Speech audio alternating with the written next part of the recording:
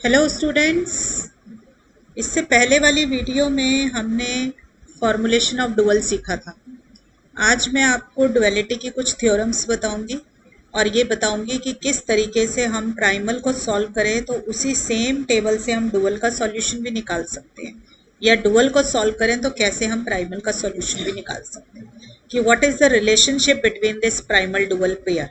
आज आप ये सीखेंगे। ठीक है बच्चों, मैं सजेस्ट करूंगी कि इससे पहले कि आप फॉर्मूलेशन ऑफ डुअल जरूर सीखे आए ताकि आपको मीनिंग तो समझ आए कि डुअल किसे कहते हैं। ठीक है, तो चलिए स्टार्ट करते हैं। देखिए, ये कुछ थ्योरम्स हैं। सबसे पहली थ्योरम है आपकी dual of dual is primal. इसका तो मैंने वेरिफिकेशन भी कराया है एक क्वेश्चन के अंदर आपको, कि अगर आपको प्राइमल गिवन है आप उसका डुअल निकालें और फिर जो आंसर आए उसका दोबारा डुअल निकाल देंगे तो जो गिवन क्वेश्चन है वो वापस आ जाएगा। ठीक है, तो dual of dual is primal. ठीक है, दूसरी थ्योरम है आपकी वीक डुअलिटी थ्योरम।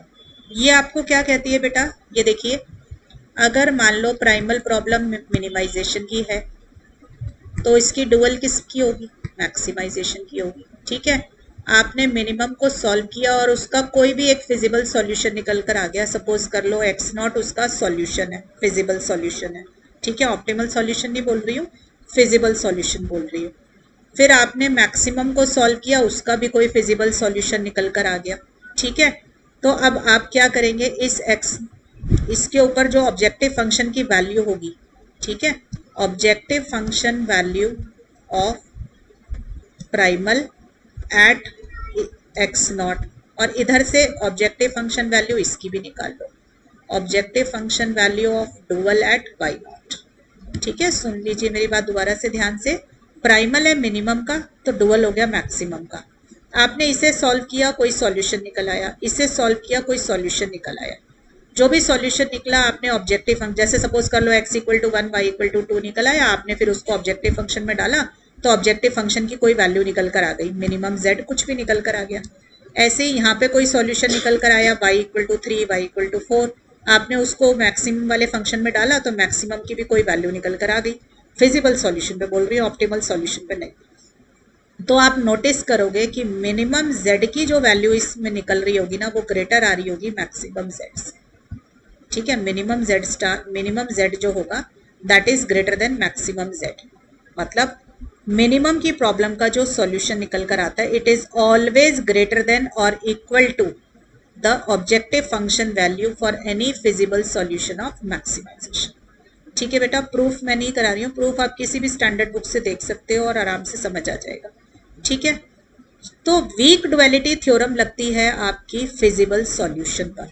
ठीक है, और आपका जो स्ट्रॉन्ग डुअलिटी थ्योरम है वो लगती है ऑप्टिमल सॉल्यूशन पर। ठीक है, ऑप्टिमल सॉल्यूशन का क्या मीनिंग है, अब देखिए यहाँ पे, ये देखो क्या बन जाएगी स्ट्रॉन्ग डुअलिटी, कि अगर x नॉट और y नॉट दोनों फिजिबल सॉल्यूशन है प्राइमल प्रॉब्लम के, ठीक है, और डुअल प्रॉब्लम के, फिर से वही बात है कि इधर प्राइमल है और इधर डुअल है। x नॉट इसका कोई सॉल्यूशन है, y नॉट इसका कोई सॉल्यूशन है, c x naught equal to y naught भी, मतलब आपने इसको भी ऑब्जेक्टिव फंक्शन में डाला, ठीक है, और इसको भी ऑब्जेक्टिव फंक्शन में डाल के, सपोज कर लो ये मैक्सिमम दे रहा था या ये मिनिमम दे रहा था, या मिनिमम और मैक्सिमम कुछ भी डाला और वो दोनों वैल्यू सेम निकल कर आ गई। ठीक है, अभी मैंने ऊपर वीक डुअलिटी में कहा कि मिनिमम का आंसर बड़ा आएगा और मैक्सिमम का छोटा आएगा, ग्रेटर देन इक्वल टू का साइन था वहां पे, minimum greater than equal to maximum का साइन था वहां पे।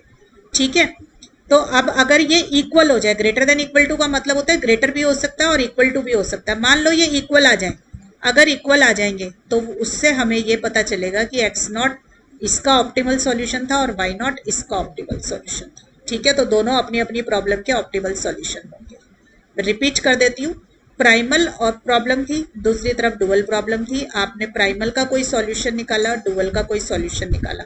देखो बेटा, फिजिबल सॉल्यूशन बहुत सारे होते हैं, ठीक है, बट उसके आपको पता है, आपको मैंने बेसिक फिजिबल सॉल्यूशन सबसे पहले लेक्चर में सिखाए भी हैं, एनसीएम से निकाले थे आपने, एनसीएम नंबर होता है बेसिक फिजिबल सॉल्यूशंस का।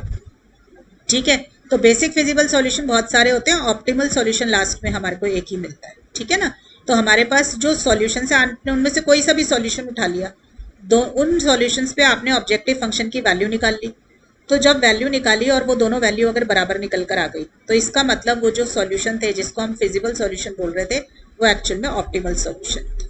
ये मेरी स्ट्रॉन्ग डुअलिटी थ्योरम है। ठीक है, फिर आ जाती है आपकी फंडामेंटल थ्योरम ऑफ डुअलिटी। ठीक है, फंडामेंटल थ्योरम डुअलिटी की बोलती है अगर प्राइमल के पास ऑप्टिमल सॉल्यूशन है तो डुअल के पास भी ऑप्टिमल सॉल्यूशन जरूर होगा। ठीक है, और दोनों की ऑब्जेक्टिव फंक्शन वैल्यू बराबर होगी। ये तो आपने ऊपर स्ट्रॉन्ग डुअलिटी में देख ही लिया है, तो मैं दोबारा रिपीट कर देती हूँ कि अगर प्राइमल के पास ऑप्टिमल सॉल्यूशन है तो डुअल के पास भी ऑप्टिमल सॉल्यूशन होगा एंड वाइस वर्सा। ठीक है, एंड दोनों की ऑप्टिमल ऑब्जेक्टिव वैल्यूज जो होंगी वो बराबर है। ठीक है, ये है मेरी फंडामेंटल थ्योरम ऑफ डुअलिटी। अब देखो बेटा, ऐसा तो नहीं होता कि हर बारी प्रॉब्लम जो है ऑप्टिमल सॉल्यूशन दे ही देती है। मान लीजिए इधर प्राइमल है और इधर आपका डुअल है। ठीक है, अगर इधर ऑप्टिमल सॉल्यूशन है तो इधर भी ऑप्टिमल सॉल्यूशन है, तो ये तो वाइस वर्सा है। अब ये भी तो हो सकता है कि प्राइमल मेरा अनबाउंडेड आ जाए। अगर प्राइमल अनबाउंडेड आएगा तो उसका जो डुअल आएगा वो इनफिजिबल निकल कर आएगा। ठीक है, और अगर आपकी प्राइमल प्रॉब्लम इनफिजिबल होगी तो डुअल जो होगा वो अनबाउंडेड भी निकल कर आ सकता है और इनफिजिबल भी निकल कर आ सकता है। दोनों केसेस पॉसिबल है।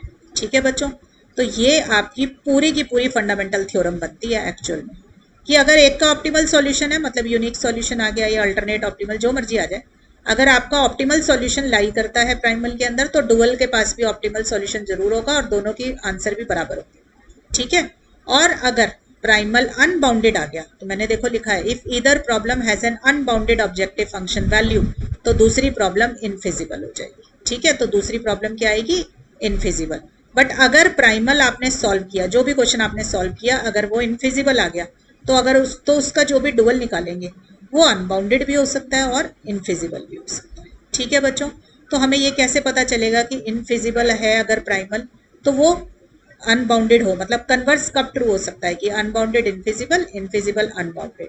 वो सिर्फ तब होगा बच्चे जब उसकी होमोजीनियस फॉर्म अगर आप ले ले डुअल प्रॉब्लम की, वो मेरी अनबाउंडेड होती है। तो जो आपको थोड़ी सी कंडीशन मॉडिफाई करनी पड़ गई, सुन लीजिए, आपने प्राइमल प्रॉब्लम सॉल्व करी और वो इनफिजिबल निकल कर आई, तो अब जो उसका डुअल है वो हमें पता चला कि वो अनबाउंडेड भी हो सकता है और इनफिजिबल भी हो सकता है।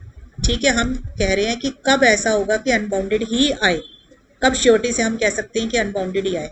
जब उसकी होमोजीनियस फॉर्म लेंगे। होमोजीनियस फॉर्म का मतलब होता है राइट साइड जो होगी कंस्ट्रेंट्स की वो जीरो ले लो। ठीक है ना, आपको पता है जैसे होमोजीनियस सिस्टम ऑफ इक्वेशन होते हैं, ax इक्वल टू बी आपका नॉन होमोजीनियस है, अगर ये b जीरो हो जाए तो आपका होमोजीनियस सिस्टम ऑफ इक्वेशन बन जाता है।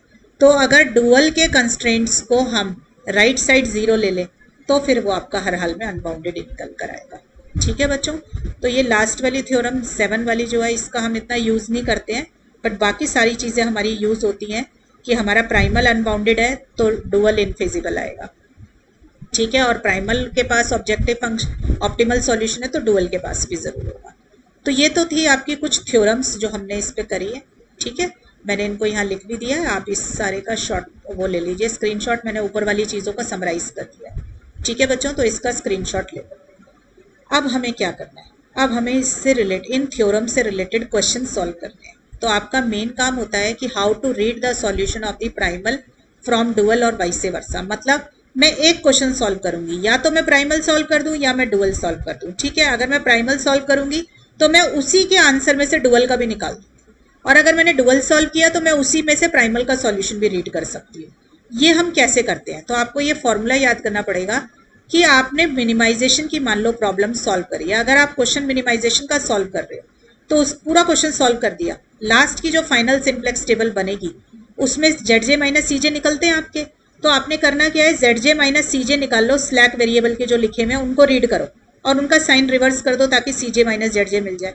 तो जो स्लैक वेरिएबल के नीचे ZJ माइनस CJ आते हैं ना, अगर आप उनका साइन रिवर्स कर दोगे तो आपको ऑप्टिमल सॉल्यूशन मिल जाएगा डुअल का। क्लियर है?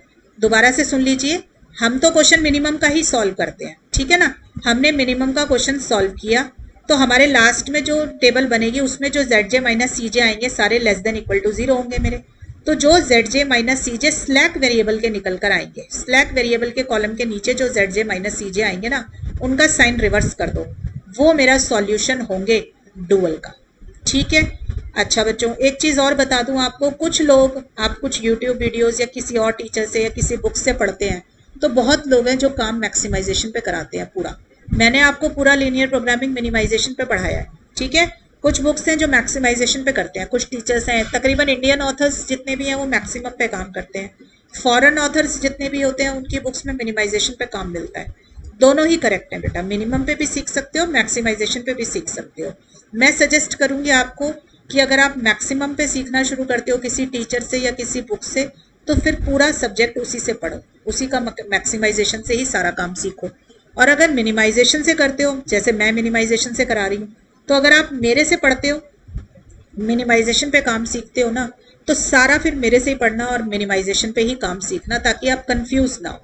अदरवाइज आप हमेशा कंफ्यूज रहोगे कि ZJ माइनस CJ निकालना है या CJ माइनस ZJ निकालना है, ठीक है बेटा। तो मैं हमेशा मिनिमाइजेशन पे काम कराती हूँ, तो मैं तो ये पहली वाली लाइन ही फॉलो करूँगी, क्लियर है, ठीक है। पर करेक्ट दोनों है, ठीक है। कोई मैक्सिमम पे काम कराता है वो भी ठीक है, जो मिनिमम पे काम कराता है वो भी ठीक है। आप दोनों में से कोई भी एग्जाम में लगाएंगे बिल्कुल परफेक्ट होगा, बिल्कुल करेक्ट आंसर आएगा, ठीक है। आपका दोनों ही परफेक्ट है, कोई नंबर नहीं कटेगा आपका, क्लियर। तो चलिए आप सीखते हैं क्वेश्चन कैसे सॉल्व होगा। देखिए क्वेश्चन कैसे आता है, apply the principle of duality to solve the following LPP। मैंने इससे पहले LPP सॉल्व करने के लिए आपको सिंप्लेक्स सिखा दिया, बिग एम सिखा दिया, टू फेज सिखा दिया, मेथड तो अभी भी वही रहेंगे, बट आपको डुअलिटी का इस्तेमाल करना है। तो मतलब ये जो क्वेश्चन मुझे गिवन है ना, इसका पहले डुअल निकालो, उस डुअल को सॉल्व करो, और फिर डुअल से इस वाली प्रॉब्लम का, जो गिवन प्रॉब्लम है, इसका सॉल्यूशन रीड करना है। आपको ये काम करना है, ठीक है बेटा। मैंने आपको हमेशा बताया what ever is given in the question वो मेरा प्राइमल है, ठीक। तो मैंने इस प्रॉब्लम को मान लिया कि ये मेरी प्राइमल प्रॉब्लम है। पहले तो इसका डुअल निकाल लो। अब डुअल तो सब बच्चों को आता है निकालना, तो हमने इसका पहले डुअल निकाला, ठीक है। तो मेरा डुअल क्या निकला, देखो आपने देखा क्वेश्चन के अंदर दो कंस्ट्रेंट्स गिवन है, तो मेरे दो डुअल वेरिएबल आएंगे, y1 और y2। मैंने इसके लिए ले लिया y1 और इसके लिए ले लिया y2। क्वेश्चन मिनिमाइजेशन का है तो डुअल निकलेगा मैक्सिमाइजेशन, तो मैंने लिख दिया मैक्सिमम z। आपको पता है राइट साइड जो होती है कंस्ट्रेंट की, ये देखो राइट साइड बन जाती है ऑब्जेक्टिव फंक्शन, तो मैं राइट साइड को ले गई ऑब्जेक्टिव फंक्शन के अंदर। तो मेरा क्या बन गया, ये देखो 3y1 और 2y2, तो मैंने लिख दिया 3y1 प्लस 2y2, क्लियर। फिर आपको पता है कि हम x1 के कोफिशिएंट उठाते हैं, सिर्फ x1 के कोफिशिएंट उठाइए, देखिए क्या आएगा, y1 प्लस y2, तो मैंने लिखा y1 प्लस y2, ये लिखा। अब x2 के कोफिशिएंट उठाओ, देखो x2 का कोफिशिएंट पहले कंस्टेंट में y1, दूसरे में माइनस y हो जाएगा, तो y1 माइनस y2 आ गया, ठीक है। फिर हम क्या करते हैं, ये साइन लगाएंगे, लेस आएगा या ग्रेटर आएगा। तो आप देखिए आपका क्वेश्चन है मिनिमम का, मिनिमम की कैनोनिकल फॉर्म होती है ग्रेटर की, तो हमने देखा हमारे दोनों कंस्ट्रेंट ग्रेटर के गिवन है। It means that both the primal constraints satisfy it's canonical form. तो इसकी एनालॉजी क्या होगी कि दोनों के दोनों डुअल वेरिएबल्स जो होंगे आपके, ये रहे दोनों डुअल वेरिएबल, ये दोनों अपनी नॉन नेगेटिविटी रिस्ट्रिक्शन को सेटिस्फाई करेंगे। तो मैंने दोनों पे साइन लगा दिया ग्रेटर का, ठीक है। अब ये देखो x1 x2 ग्रेटर देन 0, यहाँ जहाँ मेरी पेंसिल है, दोनों प्राइमल वेरिएबल अपनी नॉन नेगेटिविटी रिस्ट्रिक्शन को सेटिस्फाई कर रहे हैं, तो दोनों डुअल कंस्ट्रेंट्स जो होंगे अपनी कैनोनिकल फॉर्म को सेटिस्फाई करेंगे। यहाँ देखो बेटा जहाँ मेरी पेंसिल है, ये अपनी कैनोनिकल फॉर्म को सेटिस्फाई करेंगे। तो मैक्सिमम का क्वेश्चन, मैक्सिमम का है डुअल, तो मैक्सिमम की कैनोनिकल फॉर्म क्या होती है, लेस, तो दोनों डुअल कंस्ट्रेंट किस चीज के आ जाएंगे, लेस के। तो डुअल तो मैंने बहुत अच्छे से निकालना आपको सिखा दिया है इससे पहले वाली वीडियो में। जो बच्चा नहीं पढ़ के आया वो तो पहले सीख के आनी पड़ेगी बेटा, वहां पे पूरा अच्छे से डिटेल में आपको डुअल निकालना सिखाया हुआ है, तो पहले आपने डुअल निकाल दिया, ठीक है। अब आप बच्चों ये सोच लो कि आपको ये क्वेश्चन गिवन है डुअल का, और आपको इसको सिंप्लेक्स मेथड से, बिग एम से, टू फेज से, जिस मर्जी मेथड से इसको सॉल्व कीजिए। तो आप देख सकते हैं कि क्वेश्चन में सारे कंस्ट्रेंट लेस के हैं, हमारे लिए सिंप्लेक्स सबसे आसान रहेगा, तो हम इसको सिंप्लेक्स मेथड से सॉल्व करते हैं। तो क्या करते हैं सिंप्लेक्स मेथड से, सबसे पहले हम यही देखते हैं कि राइट हैंड साइड कंस्ट्रेंट्स की पॉजिटिव है कि नहीं है। तो आपने देखा कि राइट साइड मेरी 4 और 2 है जो कि पॉजिटिव है, तो मेरा काम हुआ हुआ है, बहुत अच्छी बात है, राइट साइड पॉजिटिव है, ठीक है। फिर क्या देखते हैं क्वेश्चन, कि क्वेश्चन मेरा किस चीज का है, मैक्सिमम का है, ठीक है। आपको पता है मैंने सारा काम मिनिमाइजेशन पे सिखाया है, तो पहले हम इसको मिनिमम में कन्वर्ट करेंगे। तो देखो मैंने इसको मिनिमम में कन्वर्ट किया by multiplying by the minus sign, तो ये क्या बन गया, मैक्सिमम z का minimum z equal to minimum minus z equal to minus 3y1 minus 2y2, ठीक है। तो ये मेरा ऑब्जेक्टिव फंक्शन मिनिमम का बन गया। फिर आपको क्या पता है कि हम इसकी अब क्या लिखते हैं, अनरिस्ट्रिक्टेडनेस चेक करते हैं कि है कि नहीं है। देखो मेरी third y1 y2 greater than 0 है, तो नॉन नेगेटिविटी रिस्ट्रिक्शन भी मेरी सेटिस्फाइड है। तो मेरी तीनों कंडीशन मैंने हैंडल कर ली है। फिर क्या लिखते हैं, स्टैंडर्ड फॉर्म। तो लिखिए इसकी स्टैंडर्ड फॉर्म। देखो इधर आपको पता है मेरा पहला कंस्ट्रेंट है y1 plus y2 less than equal to 4। Standard form क्या कहती है आपको कि ये इक्वालिटी साइन होना चाहिए, तो इसको इक्वल बनाने के लिए लेस के कंस्ट्रेंट्स में क्या डालते हैं आप, स्लैक वेरिएबल। तो मैंने डाल दिया स्लैक वेरिएबल s1। ठीक है बच्चों, मैं दोबारा रिकॉल करा देती हूँ। लेस के कंस्ट्रेंट हो तो स्लैक वेरिएबल, ग्रेटर के कंस्ट्रेंट हो तो सरप्लस वेरिएबल माइनस होगा और आर्टिफिशियल वेरिएबल ऐड होगा, और अगर इक्वालिटी कंस्ट्रेंट हो तो सिर्फ आर्टिफिशियल वेरिएबल डलता है। ठीक है बच्चों, अब देखो मेरा दूसरा कंस्ट्रेंट क्या है, y1 minus y2 less than equal to 2। अब ये फिर से लेस का कंस्ट्रेंट है ना, तो एक और स्लैक वेरिएबल डाल दीजिए s2 और इसको बना दीजिए इक्वल। ठीक है, फिर आपको पता है कि आपके y1 y2 तो ग्रेटर देन 0 थे ही, s1 s2 हमने अपनी तरफ से ग्रेटर देन 0 डाले हैं, तो ये आ जाएगा। और ऑब्जेक्टिव फंक्शन में s1 s2 का कोफिशिएंट कितना लेते हैं, 0, तो 0 s1 प्लस 0 s2। तो ये बन गई मेरी कैनोनिकल, मेरी स्टैंडर्ड फॉर्म, जो कि मैंने यहाँ लिखी हुई है। ठीक है बच्चों, चेक कर लो, ये मेरी स्टैंडर्ड फॉर्म है जो मैंने यहाँ लिख दी है। ठीक है, तो हम स्टैंडर्ड फॉर्म लिख लेंगे। इसके बाद हम क्या करते हैं, स्टैंडर्ड फॉर्म लिखने के बाद सिंप्लेक्स टेबल सेट होती है। आप सबको पता है कि सिंप्लेक्स टेबल सेट होती है मेरी CB VB XB, जहाँ मेरी पेंसिल है देखो। ठीक है, फिर जो क्वेश्चन में वेरिएबल दिख रहे हैं, क्या दिख रहे हैं, y1 y2 और s1 s2। ठीक है, फिर हम ऊपर क्या लिखते हैं, CJ कहाँ से लिखते हैं, ऑब्जेक्टिव फंक्शन से। तो ये रहा मेरा ऑब्जेक्टिव फंक्शन, देखो जहां मेरी पेंसिल है, यहाँ से ऑब्जेक्टिव फंक्शन उतार लो। देखो y1 का कोफिशिएंट -3, y2 का -2, s1 का 0, s2 का 0, तो हमने ये उतार लिया। फिर हम कंस्ट्रेंट्स नीचे उतारते हैं। देखो y1 के नीचे y1 के कोफिशिएंट्स, y2 के नीचे y2 के। तो देखो इधर पहले कंस्ट्रेंट में आ जाओ। पहले कंस्ट्रेंट में क्या है, y1 मेरा 1 है, y2 1 है, s1 1 है, s2 है नहीं तो 0 है। सेकेंड कंस्ट्रेंट में आइए, y1 मेरा 1 है, y2 -1, s1 है नहीं तो 0 और s2 मेरा 1 आ गया। ठीक है, अब xb के अंदर क्या उतारते हैं हम, राइट साइड। राइट साइड देखो कंस्ट्रेंट्स की क्या है, 4 और 2, तो राइट साइड यहाँ उतार ली 4 और 2। ठीक है, VB के कॉलम में क्या आते हैं, स्लैक वेरिएबल्स। देखो पहले कंस्ट्रेंट में स्लैक वेरिएबल क्या डाला है, s1, दूसरे में क्या डाला है, s2, तो स्लैक वेरिएबल s1 और स्लैक वेरिएबल s2। वैसे इसका रीजन क्या होता है, यहाँ पे s1 s2 क्यों आते हैं, क्योंकि s1 s2 अंदर जाके आइडेंटिटी मैट्रिक्स बना रहे हैं। ये देखो जहां मेरी पेंसिल है, s1 s2 ने टेबल में आइडेंटिटी मैट्रिक्स बनाया 1 0 0 1, तो what ever variables forms the identity matrix वो मेरे बन जाते हैं VB। तो s1 s2 आ गए, या तो बेटा स्लैक वेरिएबल आता है या फिर आर्टिफिशियल वेरिएबल आता है। ठीक है, अब ये CB लिखना है। देखो CB कहाँ से लिखेंगे, CB लिखते हैं CJ के कॉलम से। तो देखो s1 s2 के ऊपर देखो ये जहां मेरी पेंसिल है, CJ में क्या लिखा है, 0 0, तो यहाँ पर आ जाएगा 0 0। क्लियर है।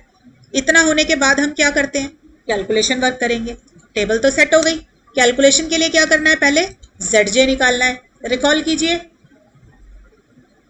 ZJ कैसे निकलता है आपका, जिस भी कॉलम का ZJ निकालना है, multiply that column by column of CB के कॉलम से मल्टीप्लाई कर दो। करो, देखो मेरे को y1 का निकालना है, तो y1 में है 1 1, उसको CB से मल्टीप्लाई करूंगी तो 0 × 1 0 प्लस 0 × 1 0। अगर आप Z की वैल्यू भी निकालना चाहते हो तो ये भी निकाल सकते हो, 0 × 4 प्लस 0 × 2 0। ठीक है, आपको पर ये देखना नहीं होता XB का कॉलम, आपको देखना y1 y2 s1 और s2 का ZJ माइनस CJ होता है। ठीक है, तो ये भी 0 आ गया मेरा, ये भी और ये भी। जिस भी कॉलम का निकालना उसको CB के कॉलम से मल्टीप्लाई कर दिया। अब निकालेंगे ZJ माइनस CJ। ये कैसे निकलेगा, जो ये वैल्यूज निकल कर आई हैं इनको माइनस कर दीजिए CJ में से। CJ कहाँ लिखे हैं, देखो ये टॉप पे लिखे हुए, तो ये क्या आ जाएगा, 0 -3 3 हो गया, ये 2 हो जाएगा, ये 0 ये 0।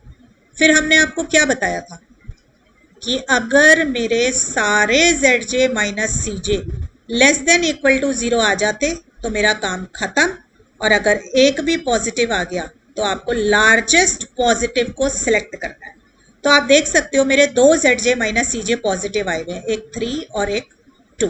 तो लार्जेस्ट पॉजिटिव कौन सा है, 3, तो मैंने 3 को सिलेक्ट कर लिया। ठीक है, अब 3 किसके कॉरेस्पॉन्डिंग है, मेरा y1 के कॉरेस्पॉन्डिंग है, इसको मार्क कर लिया हमने। ये तो मेरा बन गया पाइवेट कॉलम। ठीक है ना, यही सिखाया हुआ है आपको। एंटरिंग वेरिएबल कौन हो जाएगा, y1, तो मैंने लिख दिया y1 is the entering variable. तो नेक्स्ट टेबल में बच्चों मेरा, अब नेक्स्ट टेबल में VB के कॉलम में y1 आ जाएगा। अब y1 किसकी जगह पर आएगा? या तो S1 को जाना पड़ेगा छोड़ के अपनी जगह, या S2 को जाना पड़ेगा। दोनों में से जो भी छोड़ के चला जाएगा उसकी जगह पे y1 आ जाएगा। तो अब किसको निकालें बाहर? What is the outgoing variable? उसके लिए क्या करते हैं? रिप्लेसमेंट रेशियोज निकालते हैं। रिप्लेसमेंट रेशियो का फॉर्मूला क्या सिखाया है आपको? XB upon pivot column. ठीक है, पाइवेट कॉलम की वो एंट्रीज जो ग्रेटर देन 0 है। तो देखो बेटा, XB का कॉलम ये है जहां मेरी पेंसिल है 4 2, और पाइवेट कॉलम जिसको मैंने रेड कलर से मार्क किया है। ठीक है ना, डिवाइड कर दीजिए 4/1, ये क्या आया 4, 2/1 क्या आया 2। ठीक है, क्या सिलेक्ट करते हैं हम? मिनिमम रिप्लेसमेंट रेशो, इन दोनों में से जो मिनिमम है। छोटा कौन है? 2, तो 2 सिलेक्ट हो गया। ठीक है, अब ये 2 किसके कॉरेस्पॉन्डिंग है? ये देखो इधर, 2 किसके कॉरेस्पॉन्डिंग है? S2 के कॉरेस्पॉन्डिंग है ना। तो मेरा S2 is the outgoing variable. तो मुझे क्या बात समझ आ गई कि नेक्स्ट टेबल में S2 अपनी जगह छोड़कर चला जाएगा और उसकी जगह पर y1 एंटर कर जाएगा। ठीक है बच्चों, ये बन गई मेरी पाइवेट रो। जो रो सिलेक्ट होती है वो पाइवेट रो। और बेटा पाइवेट एलिमेंट कौन हुआ? जो दोनों में कॉमन है, पाइवेट कॉलम में भी और पाइवेट रो में भी। जो पाइवेट कॉलम और पाइवेट रो दोनों में लाई कर जाए वो क्या बन जाता है? Pivot element. तो देखो ये वाला 1 जिस पर मेरी पेंसिल है, ये 1 मेरा बन गया पाइवेट एलिमेंट।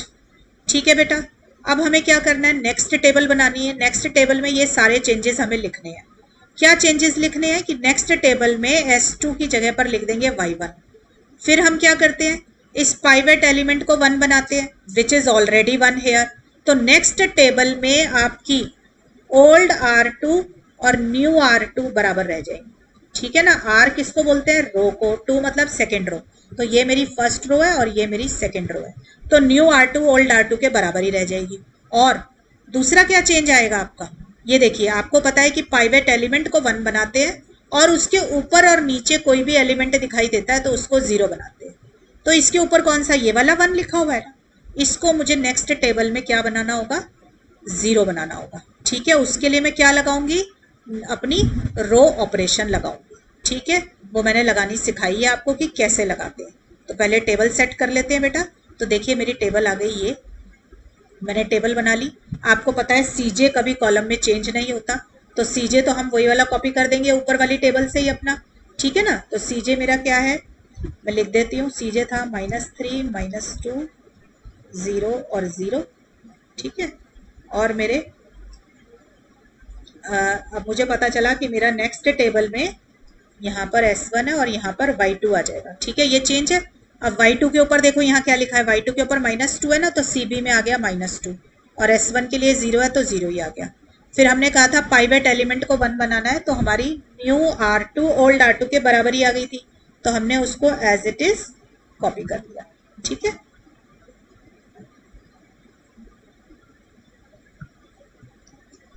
जरा एक बार दोबारा देख लें। 2 1 -1 y1 आएगा बेटा, सॉरी y1 एंटरिंग वेरिएबल बना है ना, तो y1 आएगा, y2 नहीं आएगा। y1 is the entering variable और y1 का कोफिशिएंट है -3, तो -3 आएगा। ठीक है, तो मैंने ये वाली कॉपी कर ली। अब मुझे क्या लिखनी है? New R1।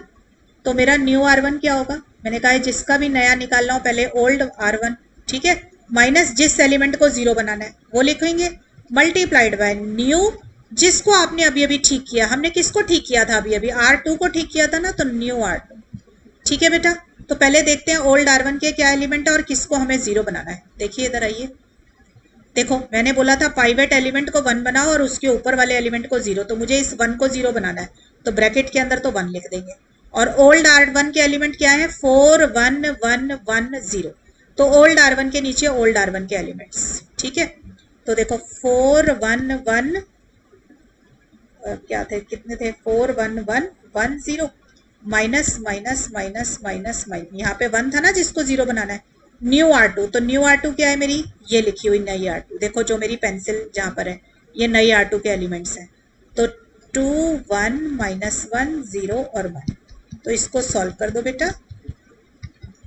तो ये बन गई इन वेरिएबल्स को इसमें लिख दीजिए 202 2021 और ये आ गया मेरा, एक बार बेटा मैं चेक कर लूँ यहाँ पे क्या है मेरा, 20210 आ रहा है, क्या आ रहा है ये 1844111 और S2 में था 0,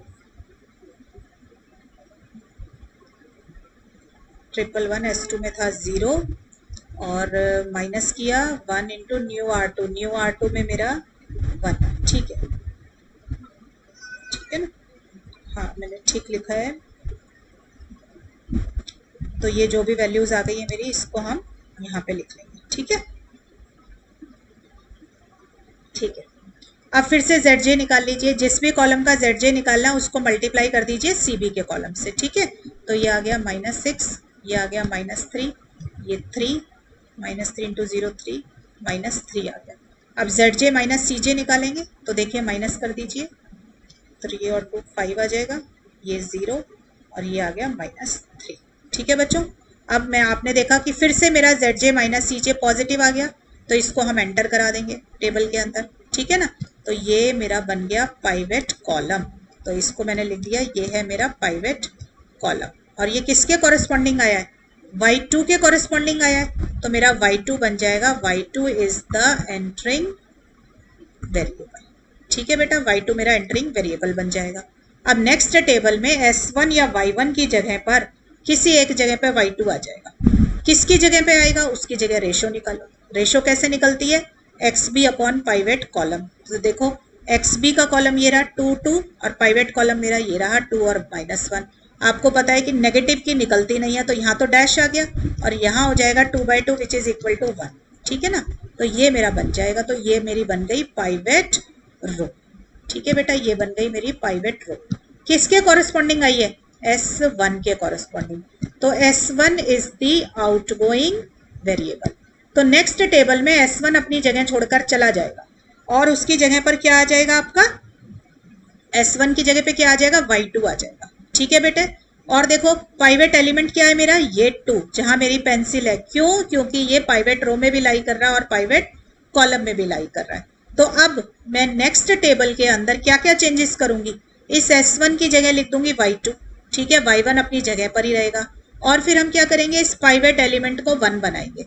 इस पाइवेट एलिमेंट को 1 बनाने के लिए क्या करेंगे, 2 से डिवाइड करेंगे। तो मेरी पहली ऑपरेशन क्या लगेगी, new R1 equal to 1/2 of old R1, ठीक है। तो पहले तो यही काम कर लेते हैं बेटा। देखो तो हमने ये किया, पहले हमने टेबल अपनी कॉपी कर ली, जो चीज़ सेम रहती है, और यहाँ पे मेरा Y2 आ गया और यहाँ Y1 आ गया। Y2 का कोफिशिएंट क्या है, -2, Y1 का क्या है, -3, CJ से उतारा।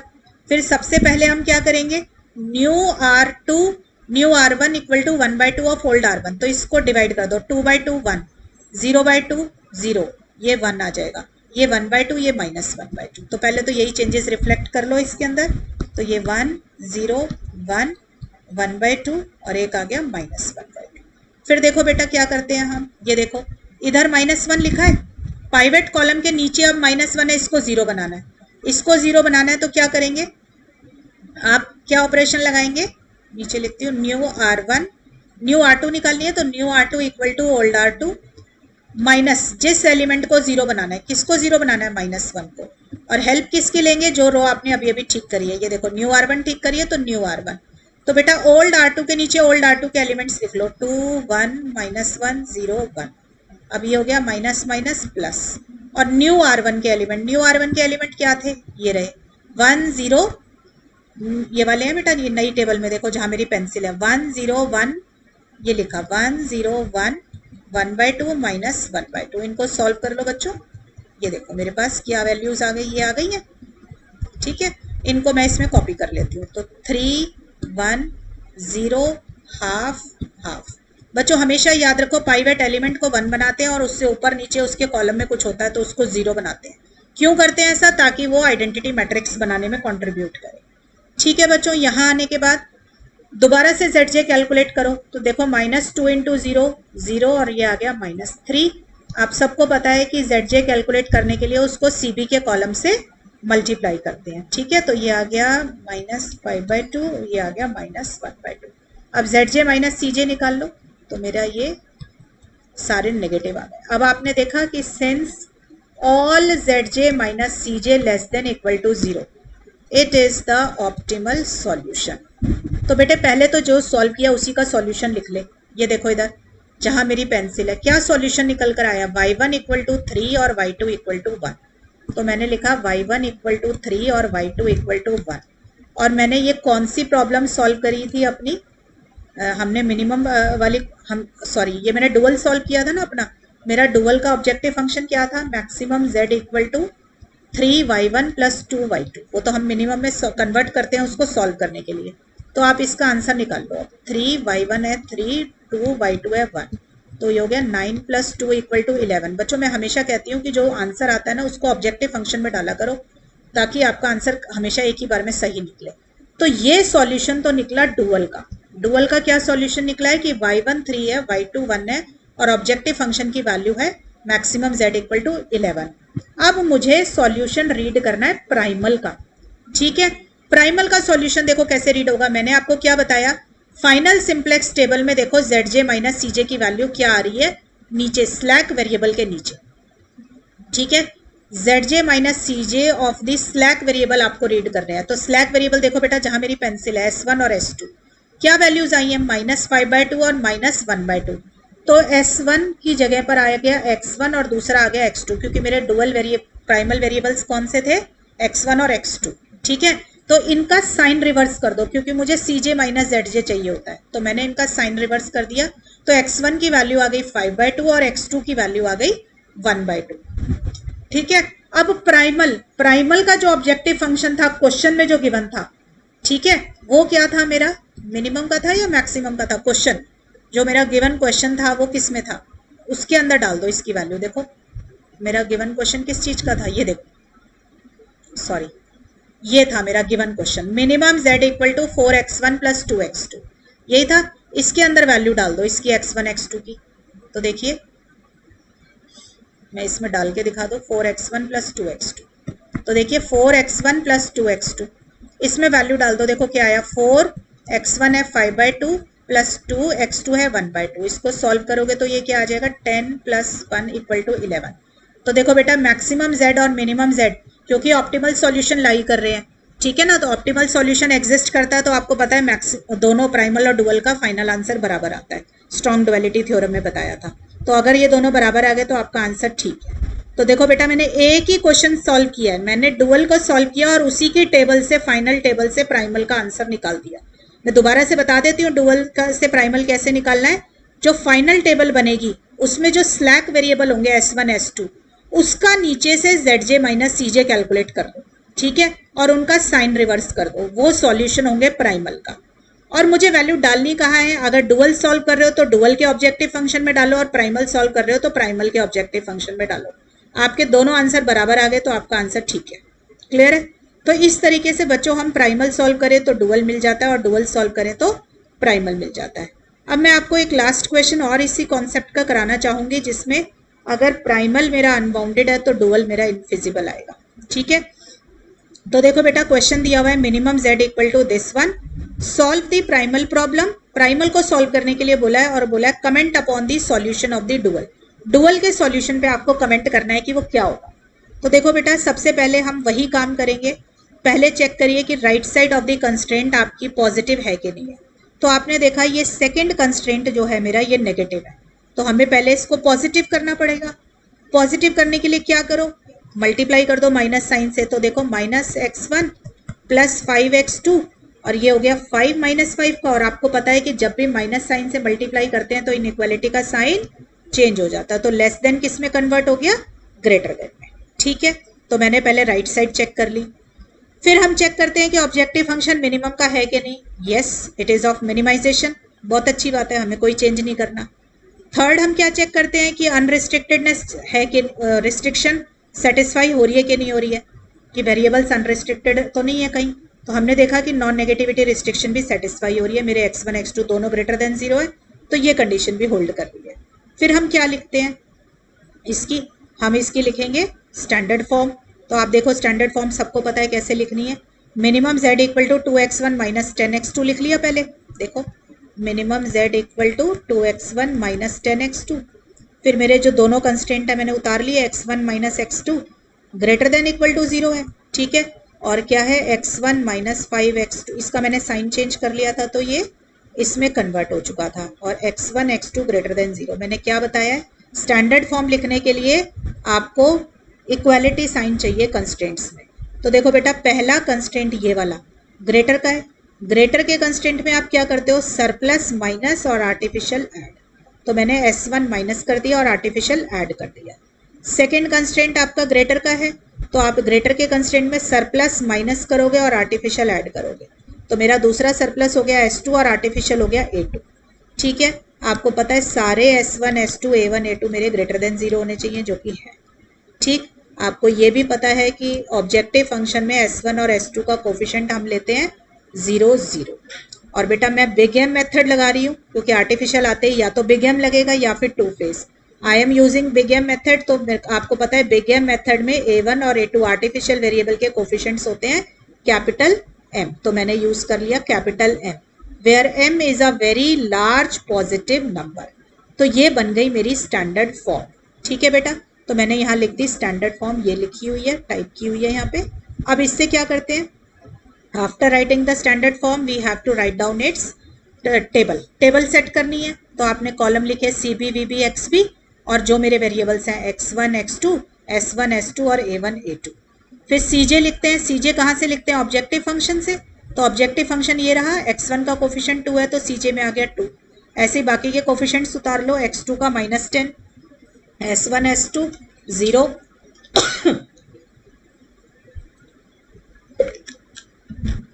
a1 a2 m आ गए। फिर आपने क्या करना है, कंस्ट्रेंट्स उतारेंगे। तो कंस्ट्रेंट्स उतार लीजिए बेटा। देखो पहला कंस्ट्रेंट x1 का कोफिशिएंट 1 है, ठीक है ना,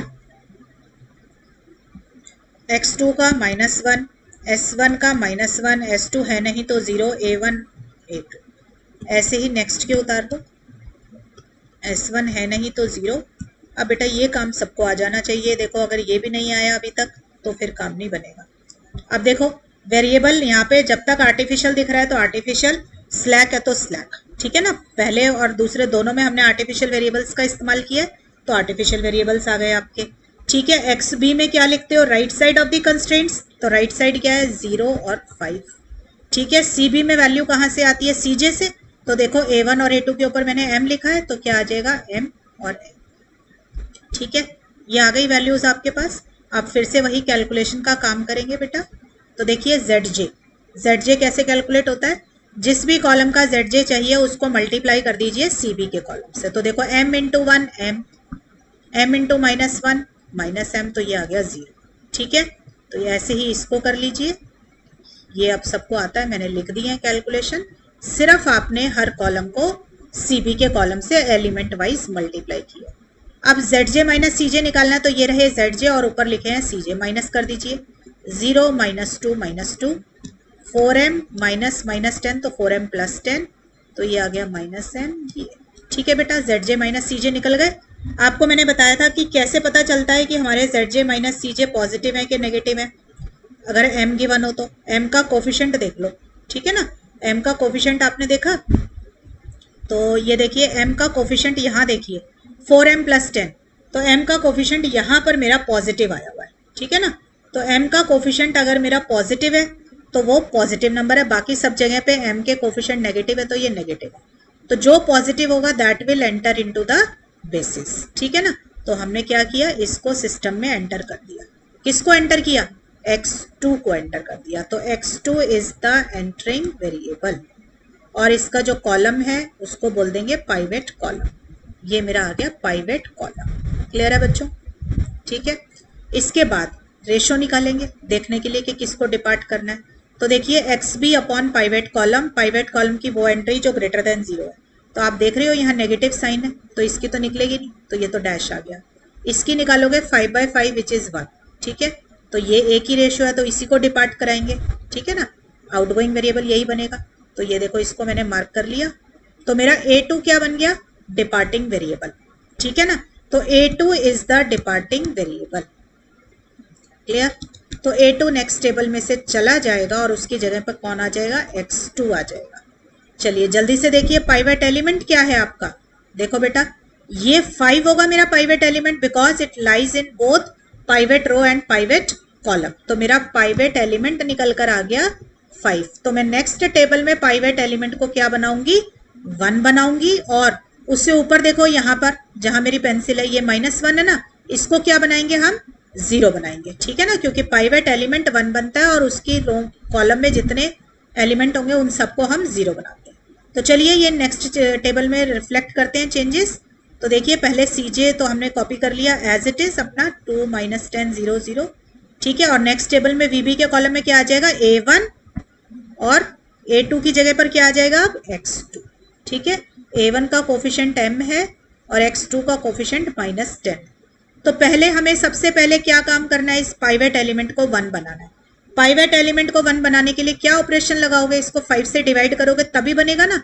तो new R2 equal to 1/5 of old R2। तो पहले तो इसको डिवाइड करो।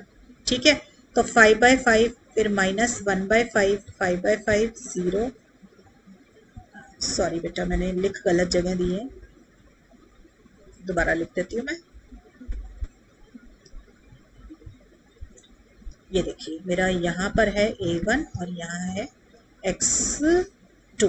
ठीक है ना, A1 और X2 है। X2 का कोफिशिएंट -10 है, A1 का 5 है। ठीक, अब 5 से डिवाइड कर रहे हैं तो -1/5 5/5 0 -1/5 0 और 1/5। ठीक है बेटा, अब देखो इसको मुझे 0 बनाना है इस -1 को। तो क्या ऑपरेशन में लगाऊंगी? मुझे किस में चेंज लेकर आना है? New R1। ये लिख रही है ना, नई R1 लिखनी है फर्स्ट रो। तो ये किसके बराबर होगी? Old R1। मैंने हमेशा बताया जिसको नया करना है पहले उसका ओल्ड लिखो, माइनस जिस एलिमेंट को 0 बनाना है। किसको 0 बनाना है? इस -1 को। तो -1 इनटू किसकी हेल्प लेते हैं? जिस रो को हम सबसे पहले ठीक करते हैं, जो पाइवेट रो बनती है उसको ठीक करते हैं ना, तो जो रो बनती है उसी को लेते हैं। तो न्यू R2 की हेल्प लेते हैं। ठीक है बेटा, अब क्या करना है? ओल्ड R1 के नीचे ओल्ड R1 के एलिमेंट्स लिखने हैं और प्लस कर देंगे उसके अंदर। ये देखो माइनस माइनस प्लस हो गया, न्यू R2। तो ओल्ड R1 के एलिमेंट्स क्या है मेरे पास? ये देखो 5 -1 ओल्ड, सॉरी ये नहीं है, ओल्ड R1 के एलिमेंट ओल्ड टेबल से मिलेंगे। देखो बेटा ये रे 0 1 -1 -1 0 1 0 जहां मेरी पेंसिल है। ठीक है, इनको लिख लो 0 1 -1 -1 0 1 और 0। इसमें प्लस कर दीजिए न्यू R2। तो देखो नई R2 कहाँ है? ये लिखी, ये रही नीचे टेबल में, नई टेबल में नई वैल्यूज 1 -1 1 0 -1 कर दीजिए ऐड। 1 -1/5 1 0 -1/5 0 1/5। ठीक है बेटा, इसकी कैलकुलेशन कर लो और ये मैं यहाँ लिख देती हूँ। ये आ जाएंगी आपकी ये वाली वैल्यूज। ठीक है, जो आ रही है मैंने लिख दी है यहाँ पर, दिस राइट। तो मेरी नेक्स्ट टेबल भी सेट हो गई अब। ठीक है ना, अब नेक्स्ट टेबल मेरी सेट हो गई है तो हमें क्या करना है? इसकी फिर से कैलकुलेशन करनी है। ठीक है, तो मैं ZJ निकालूंगी। निकालो ZJ जिसका भी निकालना है उसको एक्सट्रीम लेफ्ट कॉर्नर CB से मल्टीप्लाई करो। तो ये हो गया 4/5m + 2। ये हो गया -10 -m -1/5m माइनस प्लस 2 और ये आ जाएगा m और ये आ जाएगा 1/5m -2। ठीक है बेटा, अब निकालो ZJ - CJ। तो ऊपर वाले से माइनस कर देंगे तो ये बच जाएगा हमारे पास। ठीक है, थोड़े लंबे क्वेश्चन होते हैं बट कॉन्सेप्ट अगर आता हो तो टाइम नहीं लगता।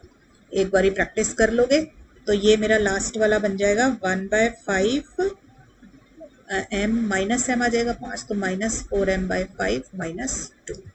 ठीक है बच्चों, तो ये मेरे निकल गए सारे ZJ - CJ। ठीक है, 1/5m - 1/5 पूजा 10। ठीक आया। अब देखो जो पॉजिटिव होगा वो एंटर कर जाएगा। तो आप देख रहे हो कि ये 4/5m, इसी में सिर्फ m का कोफिशिएंट पॉजिटिव है। ठीक है ना, तो ये मेरा एंटर कर जाएगा। तो मैं इसको सिस्टम में एंटर कराऊंगी। जब इसको सिस्टम में एंटर कराऊंगी तो इसके कॉरेस्पॉन्डिंग वेरिएबल कौन सा है, x1, तो x1 is the entering variable. ठीक है, अब ये एंटरिंग वेरिएबल है तो डिपार्टिंग वेरिएबल कौन होगा, डिवाइड करिए xb के कॉलम को राइट साइड से, तो पाइवेट कॉलम से, तो ये आ जाएगा 5/4, और इस वाले की नेक्स्ट वाले की क्यों नहीं निकली, क्योंकि ये नेगेटिव नंबर है। पाइवेट कॉलम में जो चीज नेगेटिव होगी उसको कैलकुलेट हम नहीं करेंगे। ठीक है ना बच्चों, तो इसको हमने कैलकुलेट नहीं किया, तो हमारी एक ही आई है, तो इसी को मार्क कर दीजिए। तो हमने इसको मार्क कर दिया, तो मुझे पता चला कि ये मेरी पाइवेट रो है, तो ये किसके कॉरेस्पॉन्डिंग है, A1, तो मेरा A1 is the outgoing variable. ठीक है, और पाइवेट एलिमेंट क्या बन गया, ये देखो जो दोनों के अंदर लाई किया, तो पाइवेट एलिमेंट क्या हो गया, 4/5। तो अब नेक्स्ट टेबल में क्या क्या चेंजेस आएंगे, A1 की जगह पर आ जाएगा x1। ठीक है, और इस पाइवेट एलिमेंट को 1 बनाने के लिए हम क्या ऑपरेशन लगाएंगे, अब हमें न्यू R1 क्या मिलेगी, पहले 4/5 है तो इसको 4/5 से डिवाइड कर देंगे, यानी कि 5/4 से मल्टीप्लाई कर देंगे, तो न्यू R1 बन जाएगा 5/4 ऑफ ओल्ड R1। तो बेटा ये सारे चेंजेस हम नेक्स्ट टेबल में लिख लेते हैं। नेक्स्ट टेबल में हमारा आ गया, ये मेरे CJ हैं जितने भी लिखे, यहाँ पे वेरिएबल्स आ जाएंगे मेरे, क्या थे, x1, x2, s1, s2, a1 और a2। यहाँ पर मेरा आ जाएगा नेक्स्ट टेबल में, x1 एंटर कर गया था तो x1 इधर और x2 इधर, x1 का कोफिशिएंट 2 है और x2 का है मेरा -10, और हमने 5/4 से मल्टीप्लाई कर दिया। ठीक है, तो मेरी ये रो आ गई 5/4, 0, 1, -5, 1/4, -1/4, 1/4 और 1/4। ठीक है, अब मुझे क्या करना है बेटा, इधर देखो जल्दी से, मुझे अब अपनी सेकंड रो लिखनी है। सेकंड रो लिखनी है तो क्या फॉर्मूला बनाऊंगी, न्यू R2, क्योंकि मुझे नई R2 लिखनी है, हेल्प ली ओल्ड R2 की, माइनस जिस एलिमेंट को 0 बनाना है, देखो मुझे किसको 0 बनाना है, -1/5 को, पाइवेट एलिमेंट के नीचे और ऊपर सारे एलिमेंट 0, तो -1/5 को 0 बनाना है, तो मैंने लिख लिया -1/5। हेल्प किसकी लेंगे, न्यू R1, तो फिर से नई R1 की हेल्प लेंगे और आप इसको 0 बनाएंगे। तो बेटा ये सॉल्व कर लेना, ओल्ड R2 के नीचे ओल्ड R2 के एलिमेंट लिख लेना और R1 के नीचे R1 के लिख लेना, तो जो आएगा मैं लिख देती हूँ यहाँ पे। अब ये क्योंकि कैलकुलेशन सब बच्चों को अच्छे से आ चुकी है तो मैं लिख देती हूँ 5/4, मेरे ख्याल मैंने ये गलत लिख दी है बच्चों, एक मिनट, ये मैं लिख देती हूँ आपकी टेबल 5/4, 1, 0। आप सबको कैलकुलेशन आ चुकी है तो बेटा चेक कर लेना कैलकुलेशंस,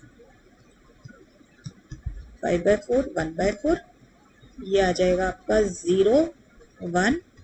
मैंने फॉर्मूला लिख दिया है कि कैसे कैलकुलेट करना है, आप सबको खुद भी आ गया होगा बनाना, तो ये आ गए। तो अब निकालेंगे ZJ, जब ZJ निकालेंगे तो क्या करेंगे, x1 जिस भी कॉलम का ZJ निकालना उसको मल्टीप्लाई कीजिए CB से, तो ये आ गया 2 - 10।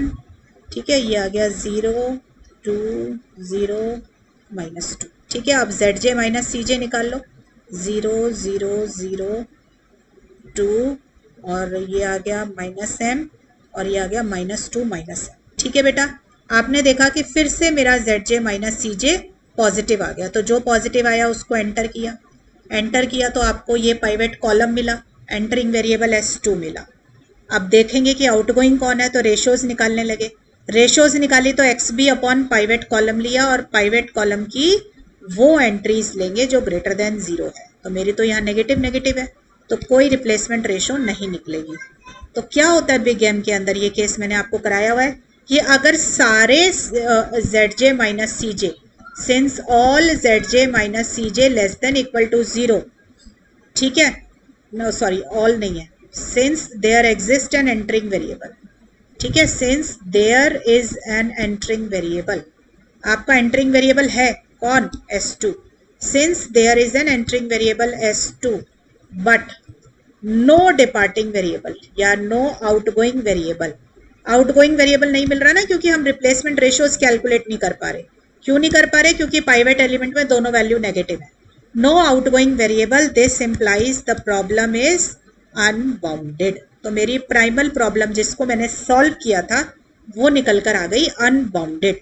अगर प्राइमल अनबाउंडेड है, उसने कहा comment upon the solution of dual, तो हम लिखेंगे कि primal is unbounded therefore by fundamental theorem of duality आपका जो डुअल होगा वो क्या निकलेगा, इनफिजिबल।